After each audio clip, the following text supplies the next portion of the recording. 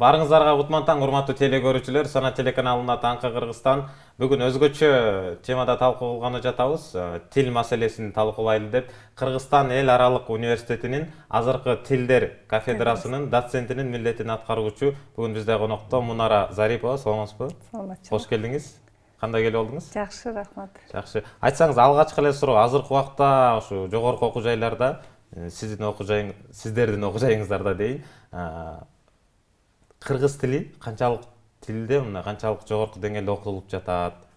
Азыркы учурда биздин университетте 2014-жылы кабыл алган мамлекеттик тилде 2014-2020 жылдарда өнүктүрүү жана тил саясатын өркүндөтүү улуттук программасынын негизинде иштеп жатабыз. Ал программа негизи бардык тармактарды камтып кеткен программа. Ошонун ичинде билим берүү жаатына тиешелүүсү ушул 6 жылдын аралыгында кыргыз тилиндеги окуу китептери чыгып, басылып чыгып, андан тышкары дарстар, сабактар кыргыз тилинде өтүлүшү керек. Андан тышкары дагы мамлекеттик тилди деңгээлдер боюнча окутуу деген жаңы европалык деңгээлдер шкаласына таянып жасалган деңгээлдер боюнча окутуу талабы коюлган да. Учурда Кыргызстандын бардык эле жогорку окуу жайларында мына ушул программанын алкагында иштеп жаткан учур. Биздин университетте дагы ушул иш колго алынып бир топ иштер жасалууда. Атап айтып кетсем, жөн эле ошол окутуп эле тим калбастан биздин аракеттерибиз күч. Себеби 2016 жылы Билим берүү министрлиги ошол программанын алкагында кыргыз тилде бир окуу куралдарын жасууга сынак жарыялаган. Ошондо биз мен бул жерде бир нече авторлош кесиптештер менен ошол кыргыз тилинде алгач ирет ушул китептердин кол жазмасын бердик да, ошол сынакка катышалы деп. Ошол бул жерде турган 3 китептен ошол сынактан өтүп, Билим берүү министрлиги тарабынан биринчиси 16 жылы, ал эми 2 китеби 18 жылы жарык көрдү да.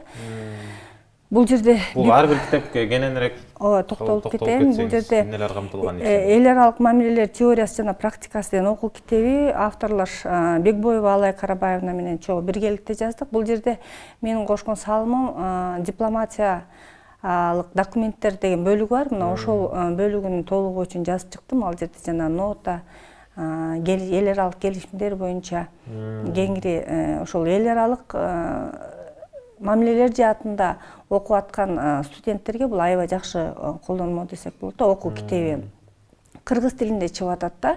Кыргыз тилинде маалымат алса болот. Ал эми экинчи китеп болсо бул эл аралык мамилелер багытында окуган студенттерге кыргыз тили боюнча тексттердин жана көнүгүүлөрдүн жыйнагы деген китеп. Муну биз Акунова Гүлжана Мукашина деген окутуучу менен биргеликте түздүк. Бул китептин жакшы жери, биз тексттерди алып атканда, бул дагы эл аралык мамилелерге тиешелүү да. Ошондуктан тексттерди алып атканда бул жерде дипломатия деген эмне, кыргыздардын Кытайдын Тан династиясы менен дипломатиялык саясий алакалары деген биздин Кыргызстандын көрүнүктүү окумуштуулары, мисалы үчүн Олжобой Каратаев агайыбыздын, бул жерде Дөөлөтбек Сапаралиевдин жана башкалардын бир жакшы илимий изилдөөлөрүнөн алынган кыскача тексттер бар да ушул жерде. Анан студенттер кыргыз тилин окуп атып эле өздөрүнө тиешелүү маалыматты ушул тексттер аркылуу алып алат да. Биз ошого багыттап түздүк да. Андан тышкары бул жерде жанагы эл аралык мамилелер боюнча кайсы мыйзамдар иштейт, жарандуулук деген эмне деген суроолорго жооп берип, андан тышкары чет өлкөгө чыгуу шарттары, Кыргыз Республикасынын дипломатиялык кызматы жөнүндө мыйзамдардын баардыгын ушул жака камтып киргизгенбиз да. Студенттер бир эле учурда кыргыз тили боюнча көндүмдөрдү аткарышып, өздөрүнүн тилдерин өнүктүрүп, ошол эле учурда дипломатияга, эл аралык мамилелерге тиешелүү маалыматты ушул тексттер аркылуу алып алышат да. Ошол бир ок менен эки коёнду аттык да. Бул китеп менен ошо аракет жасадык да, мындайча айтканда. Ал эми дагы бир китебибиз бул Саралинов Марат Уразалиевич деген биздин көрүнүктүү дипломатыбыз. Бул киши дипломатиялык жана консулдук кызмат деген китепти жазып, ал менен мен чогуу авторлаш болдум, чоң иш болду. Бул дагы алгач ирет кыргыз тилинде буга чейин мына ушул багытта, эл аралык мамилелер багытында китептер чыга эле. Булар алгач ирет чыгып аткан китептер болду да. Мына ушундай эле иштен тышкары азыркы учурда биз башка жогорку окуу жайлардын тажрыйбалары менен алмашып турууга аракет жасайбыз дагы. Алар менен тыгыз байланышып иштешүүдөбүз. Баарыбызга белгилүү, биздин өлкөдө Борбордук Америка университети орун алып иштеп атат. Ошондой эле Кыргыз-Түрк Манас университети иштеп атат. Бул эки университет тил берүү жаатында абдан алдыга чыгышкан. Себеби дегенде буларда биринде түрк тили окутуу методикасы мурунтан эле калыптанып калган да, биринде Америка англис тилин берүү. Булар ошол эки өлкөнүн тажрыйбасына таянып туруп, сонун китептер чыгарышканда, ошол деңгээлдер боюнчачы. Азыркы учурда биз ошол эки университет чыгарган жакшы китептердин негизинде иш алып барабыз. Андан тышкары ушул программанын, мен жана айтып кеткен улуттук программанын алкагында Кыргыз тест борбору ачылган да. Мына ошол Кыргыз тест борбору дагы учурда аябай жакшы иштер жасап атат дагы. Алар дагы ошо тест боюнча балдарды тесттен, кыргыз тесттен өткөрүү боюнча жакшы китептерди чыгарышты. Биз ошол китептерди өзүбүздүн күнүмдүк сабактарыбызда кеңири колдонуп келебиз. Бирок ошол китептерди колдонуп эле тим болуп калбастан, учурда кафедрада дагы мен ошол азыркы учурда ошол окуу куралдын үстүндө иштеп атам. Фонетика, морфология, лексикология жана синтаксис бөлүмдөрү боюнча көнүгүүлөр жыйнагын иштеп чыгып атабыз да. Бардык деңгээлдерге А1, А2, Б1, Б2 деңгээлдерине ылайыктап бир жыйнак чыгарып койсок, бул ушуга окшогон. Бул окутуучулар издебей, эч жактан издебей отурбай эле бир эле китептин ичинде ар бир деңгээлге ылайыктуу көнүгүүлөр жана тексттер болуп калат эле. Ошого азыр ошонун үстүндө биз азыр иштеп атабыз да. Өзү негизи бул деңгээлдер боюнча окутуу ыкмасына өтүүдө албетте кыйынчылыктар болот да. Себеби дегенде биз мурун башка методдор менен иштеп келе жатсак, учурдун талабы методдор деңгээлдер боюнча окутуу болуп атпайбы? Демек, ар бир окутуучу изденип, талыкпастан мындай бир чыгармачылыкты талап кылып атат да бизден. Ошондуктан биз тигил же бул жогорку окуу жайдын тажрыйбаларын колдонуу менен өзүбүздүн дагы салымыбызды кошконго аракет жасап атабыз да. Анан учурда эл аралык Кыргызстан эл аралык университетинде биринчи курстарга кыргыз тили сабагы берилет да. Өзү Кыргыз Республикасынын жогорку кесиптик билим берүү стандарттарына ылайык кыргыз тили жана адабияты деген предметине 240 саат каралган. Анын 180 сааты кыргыз тилине арналат, ал эми 60 сааты адабиятка арналат да. Анан учурда ушул талап толугу менен аткарылып атат. Бизде ошол сааттар берилген. Биринчи курста толугу менен биз ушул сааттарды беребиз. Балдарга кыргыз тилинен жана адабиятынан болушунча ошол сааттын көлөмүнүн чегинде маалымат берүүгө аракет жасап атабыз. Жакшы иштерди кылып жатыпсыздар. Анан 2016-жылы чыккан биринчи китеп кайсын айттыңыз? Дипломатиялык жана консулдук. Бул китеп чыккандан кийин кандай жыйынтыктар чыкты? Муну эми Билим берүү министрлиги бүт окуу жайларга ошол дипломатиялык же болбосо эл аралык мамилелер факультети бар, багытта окуган багыты бар окуу жайларга таратып берди. Ал эми ал ошол окуу жайларда канчалык деңгээлде колдонуп атат мен билбейм, менде маалымат жок экен. Бирок ошол таратып беришти да, анткени жакшы эле нускада чыкты. Мисалы үчүн бул китебибиз 400 нускада жарык көрдү. Бул көнүгүүлөр жыйнагы 500 нускада, дипломатиялык жана консулдук кызмат бул 1200 нускада жарык көрдү. Ошондуктан толук эле муктаждыкты канааттандырды деп ойлойм. Бирок канчалык деңгээлде аны колдонуп атышат, менде андай маалымат жок экен. Бирок бүткүл окуу жайларга таратылган. Демек, студенттер бул китептерди колдонуу үчүн кайсыл жактан сатып алса болот? Же студенттер сатып албайт.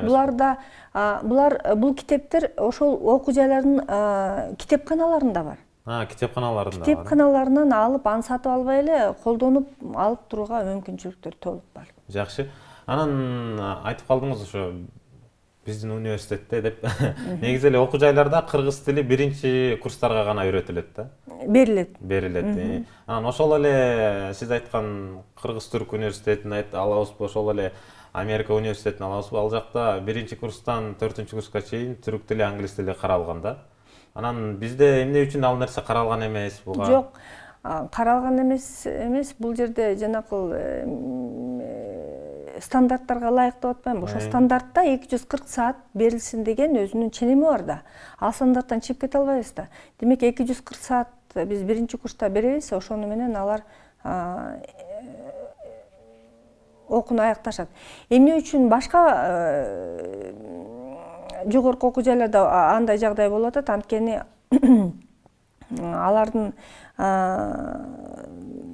аларда окуган студенттер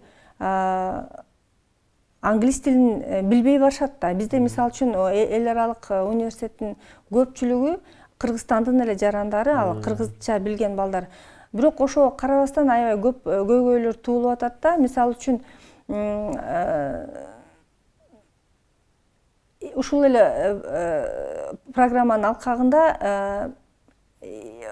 2020 жылдан баштап жогорку окуу жайлардын экинчи курсунун студенттери комплекстүү экзамен тапшырышат. Ал комплекстүү экзаменге эмне кирет?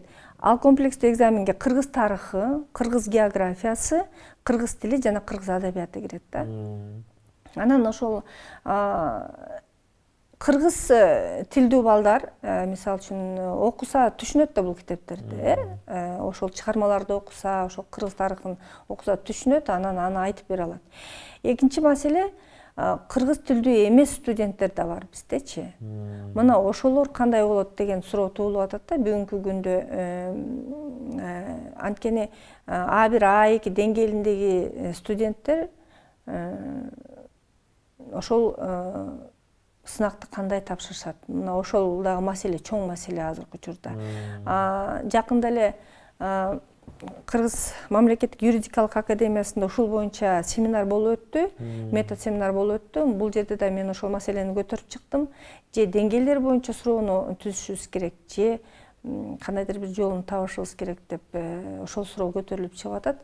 Эми бул суроонун үстүндө иштеп атышат да. Анткени жаңы бир нерсени баштаганда албетте ар дайым кыйынчылыктар болот, кандайдыр бир көйгөйлөр пайда болот. Аны эми ошентип жамаатташып, жогорку окуу жайдын кыргыз тилчилери жана башка мамлекеттик тилге жоопкерчиликтүү адистери менен биргелешип, ушул алдыда турган ар кандай көйгөйлөрдү, чыгып калган маселелерди чогуу чаран чечүүгө аракеттенип жатабыз да учурда. Айтып калдыңыз ошол кыргыз тили, кыргыз адабиятынан экзамен депчи. Ал бир гана кыргыз тилинде болобу? Ошол маселеси да каралып атат да. Кыргыз тилинде болуш керек да, анткени кыргыз тилинен болуп атса, кыргыз адабияты болуп атса.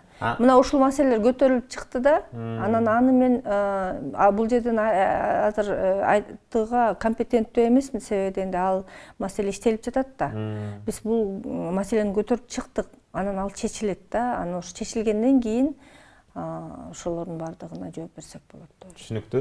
240 саат каралган деп жатпайсызбы? Анан 240 саатта студенттер жетишерлик билим алып чыгабы? Кыргыз тили, кыргыз адабиятынан. Ошол дагы чоң көйгөй туудуруп атат. Себеби дегенде сиз өзүңүз ойлоп көрсөңүз, бала туулуп кайсы бир жашка жеткенге чейин ошол ата энеси сүйлөйт ага кыргызча турабы, бир туугандары сүйлөйт кыргызча. Анан ошентип отуруп 7-8 жашка келгенде деле ошондо деле бир толук деңгээлде сүйлөй албайт да бала.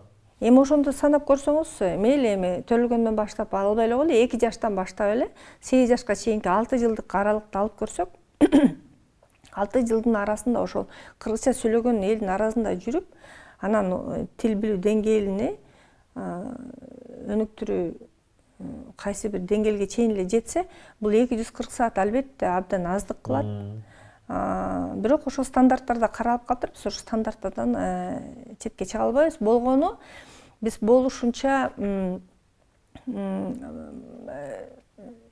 эң керектүү ошол баланын сүйлөп кетүүсүнө керектүү материалдарды алып, ошондой жагдайларды, кырдаалдарды түзүүгө аракет жасайбыз да. Негизи кыргыз мамлекети бул көп улуттуу улуттардан турат эмеспи? Анан орустар, өзбектер, тажиктер көп эле болсо керек студенттерчи. Анан аларга кыргыз тилин окутуу өзүнчө окутасыңарбы же чок эле болобу, кандай каралып атат? Өзүнчө чок окутпайбыз. Анткени деңгээлдери ар башка да. Ошо деңгээл боюнча окутуунун өзү ушуну карайт да. Биз окуу жылынын башында эле ал балдарды бөлүп алабыз. Анткени бизде ар бир деңгээл боюнча мугалим бөлүнгөн да. Анан биз тест түзөбүз. Тил билүү деңгээлин аныкташ үчүн тест түзүлөт. Анан ошол тестти балдарга таратып бергенде, балдар тестти түзүп бүткөндөн кийин биз текшергенде эле билинип калат, кайсы бала кайсы деңгээлге кириш керек. Айрым учурларда башка улуттун өкүлдөрү эмес, биздин эле кыргыз балдар, кыздар кыргызча билбегендер бар. Ошол эле башка улуттун өкүлдөрүнүн деңгээлинде сүйлөгөн балдар бар. Кыргыз болуп турупчу. Ошол маселе болуп атат, ошол чоң көйгөй болуп атат да. Анан биз аны деңгээлдерге бөлүп билип алгандан кийин аларды өзүнчө топторго бөлөбүз да. Анан ошол топко ылайыкталып түзүлгөн программа боюнча анан сабак өтөбүз. Жана айтып атпаймынбы, кыргыз тест чыгарган китептер, Америка университети, Манас университети чыгарган китептердин негизинде ошол А1 деңгээли болсо, ошол А1 деңгээлине ылайыктап, А2 деңгээли болсо ошого ылайыктап, анан Б1, Б2 деңгээлине өзүнчө программа түзүлгөн, өзүнчө китептер бар, ошолор менен гана окутабыз. Мисалы үчүн А1, А2 деңгээл деген бул таптакыр төмөн деңгээл да, карапайым деңгээл. Аларды биз жанакыл керек болсо алфавиттен баштап окутабыз да. Бул ким, бул эмне деген суроолордон баштап окутабыз. Анан аларга жөнөкөй сүйлөмдүн структурасын үйрөтүп, мисалы үчүн эми көбүнчө эле бизде орус тилдүүлөр да. Анан алардын ой жүгүртүүсү орус тилинде болуп калган да. Анан биз ошо менен салыштырабыз да. Мына мисалы үчүн сиздерде мындай айтылса, бул жерде мындай айтылат. Кыргыз тилинде антип айтканга болбойт, мына мындайча түзүлөт деп.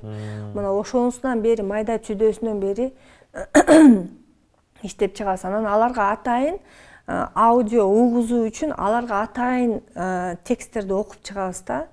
Анан алар сабакта отуруп ошол тексттерди угуп, биринчи кичинекей диалогтордон андан кийин чоңураак тексттерге өтүп, деңгээлдер боюнча окутабыз. Ал эми Б1, Б2 дегендер алар угуп түшүнүп, окуп түшүнүп, анан оюн кайсы бир деңгээлде өз оюн билдире алчу студенттер да алар.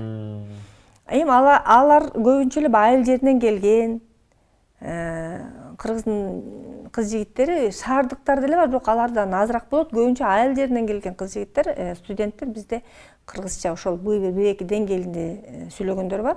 Аларга биз даяр тексттерди берип, лексикалык жактан тилин байытууга багытталган көнүгүүлөрдү беребиз да. Анан жанагы татаал сүйлөмдөрдү түзүүгө, баяндамалар менен чыгып сүйлөөгө элдин астында интервью берүүлөргө мына ушундай татаал көндүмдөргө үйрөтө баштайбыз аларды. Түшүнүктүү. Анан бул материалды даярдап жатып, бул интервьюга даярданып жатып мен бир нече окуу жайларга барып келдим. Кайсыл окуу жайлар экенин айтпай эле коеюн. Барып студенттер менен сүйлөшүп келдим. Кыргызча сүйлөсөм, көпчүлүк студенттердин мага орусча жооп берип атты да. Анан эмне себептен деп ал нерсени суроо кылып изилдеп чыксам, көпчүлүк нерселер мындайча айтканда студенттер айтты да, эгер биз кыргызча сүйлөшсөк, бизди колхоз деп айтышат деген маселени айтты да. Ушундай нерсе бул көпчүлүк окуу жайлардын ичинде каралган экен да. Бул көйгөйдү кантип чечсе болот, кандай аракеттер көрүлгөн? Мындай болуп атпайбы? Биздин жакшынакай айыл жерибиз бар. Ал жерде ушундай бир кооз кыргыз тилинде сүйлөшөт да. Барсаң мындай аксакалдарды угуп жаның жай алат да, мындай ушундай бир жакшынакай кыргыз тилинде сүйлөшөт.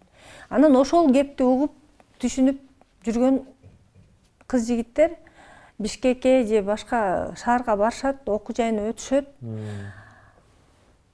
Окуу жайынын босогосун аттагандан баштап документтерди кабыл алуу жана башка процедуралардан баштап баары орус тилинде боло баштайт да. Тилекке каршы болуп атат да бул. Анысы аз келгенсип бизде бүт сабактар орус тилинде өтүп атат да. Мына азыр биз муну мынтип китептерди жазып атканыбыз менен муну канчалык деңгээлде колдонуп атат мен билбейм. Ошол ага эжелерчи, ошол эл аралык мамилелер. Ошол эле башка сабактарды деле айта кетели. Бир эле бул тармакка тиешелүү эмес. Канчалык деңгээлде ал кыргыз тилинде ошол дарстар окулуп атат. Ошентип отуруп биз 4 ошол бакалаврдын ичинде эле 4 жылдын ичинде бакалавр программасынын ичинде эле баягы жакшынакай кыргызча сүйлөп келген баланы өзүбүз орус тилге мындайча айтканда мажбурлап үйрөтүп коюп атабыз да. Ал да бул аябай чоң көйгөй болуп атат да. Мен де бүгүн отуруп алып көп ойлоном да, себебинде ошол эле психологдор биздин эл аралык университетте ар кандай багытта окутат да. Психологдор дагы бар, экономисттер бар, эл аралык мамилелер боюнча адистер бар, программдык инженерия бар, жана башка факультеттер бар да. Анын дарстары, сабактары баары орусча өтүп атат да. Ал баланын мээсинде кесиптик лексика орус тилинде калыптанып калып атат. Өкүнүчтүү ушул болуп атат. Эгерде ошол эле дарстар кыргыз тилинде болсо, ошол кесиптик лексика ал баланын мээсине кыргыз тилинде сиңмек дагы, ал жумушка барганда кыргыз тилинде ошону оңой өздөштүрүп кетмек да. Тилекке каршы психологиялык терминдер, мисалы үчүн ошол эле компьютердик технологияда ал жерде баягы интернационалдык сөздөр көп дейли, ошол эле экономикада жана башка юридикалык факультеттерде ошол эле кесиптик терминдерди кыргызча өздөштүрүп чыккан балага жеңил болмок да. Ал келип туруп анын тили каалайбы, каалабайбы, андан көз карандысыз эле баягы орусча калыптанып калып атат да. Анан чыкканда ал бала же кечирип коюңуз кыргызча жарытарлык билбей, же орусча жарытарлык билбей ара бөк калып атпайбы? Ошол аябай чоң көйгөй болуп атат. Ошол биздин кыргыз тилчилердин жүрөгүбүздү абдан өйгөн маселе бул, чын-чынына келгендечи. Анан баланын шыр сүйлөп кетүүсүнө эмне түрткү? Бул биз методикада тилди үйрөтүүдө сүйлөтүү керек, туура сүйлөтүү керек, туура жаздыруу керек, анан угуп түшүндүрүү керек, түшүнүшү керек да балачы. Биз мына ушул 3 багытта иш алып барабыз да. Эми карап турсаңыздар, университеттин босогосун аттагандан баштап бала орусча уга баштаса, анан каалайбы аны орусча айтканга мажбур болуп атса, анан дарстарда отуруп алып каалайбы орусча жазып атса, анан ал эртең менен саат 8-де кирип саат 3-кө чейин ошондой болуп атса, албетте ал кыргыз тилин унутуп туруп, ошол тилди каалайбы үйрөнгөнүгө туура келет агачы. Албетте мен бул расмий тилди жокко чыгаргым келбейт. Расмий тил бизде мыйзам боюнча расмий тил, мамлекеттик тил, андан кийин расмий тил болуп бөлүнгөн. Мен ага эч кандай каршылыгым жок. Бирок ошол эле учурда экөөнү тең алып кетиш керек деген ойду айткым келет да. Ошол эле дарстар негизи өзүбүздүн тилибизде биринчи ирет өзүбүздүн тилибизде мамлекеттик тилде окутулуп туруп, андан кийин анан расмий тилде окутулса абдан сонун болор эле дагы. Биз бүгүнкү күнү кооптонбой, биздин мамлекеттик тилибиздин эртеңки тагдыры жөнүндө кооптонбой жашайт элек. Демек азыркы убакта кооптонуудабыз, Мисал үчүн мен кооптоном. Анткени бул жагдай ошондой ойлорду пайда кылып атат да. Андан тышкары дагы мына мен телевидениеде отурам, сиздерге дагы тиешелиси бар болуп кетет болуш керек. Мен ойлондурган нерсени айта кетейин да, балким сиздерге пайдасы тийип калар. Контент жок болуп атпайбы? Ооба. Контент жок болуп атат. Биздин балдар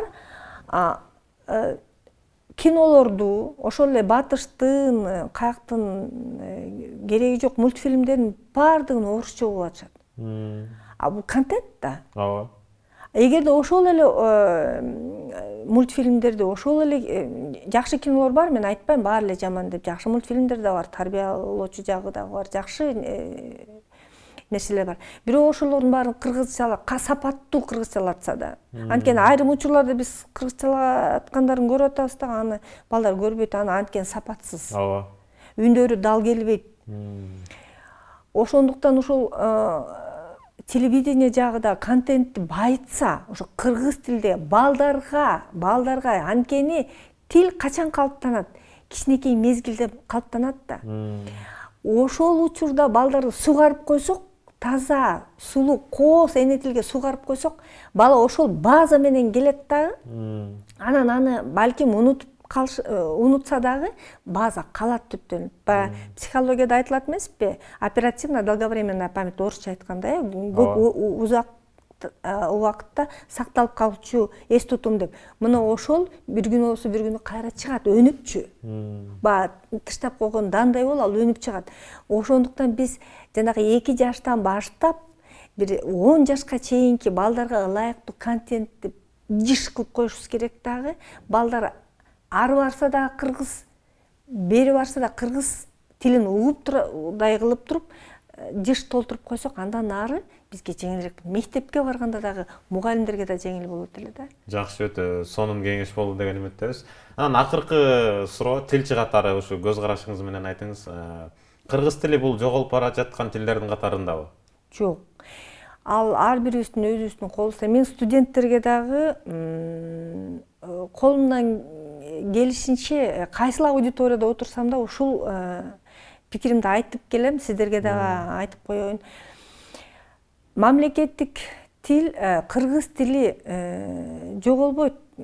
Анткени эл бар да турабы. Бирок ар бир эл өзүнүн тилин, улутун, салт санаасын сактап калыш үчүн ошол улуттун ар бир атуулу, ар бир өкүлү салым кошуш керек да. Сөзсүз. Мен эне катары үйдөн, эр жигиттер ата катары үйдөн салт санааны унутпай айтып деп турса, анан үйдө кыргызча сүйлөшсөк, кыргызча баарлашсак, мына момундай бар, кыргыздарда улуулата деген салт бар, улуулата деген термин бар, бул термин.